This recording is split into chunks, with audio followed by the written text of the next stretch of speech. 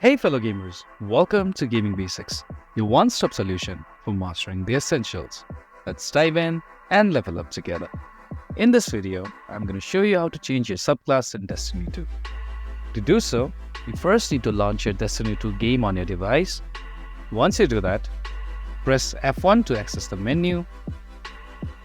Now this is your subclass right here, this icon right here.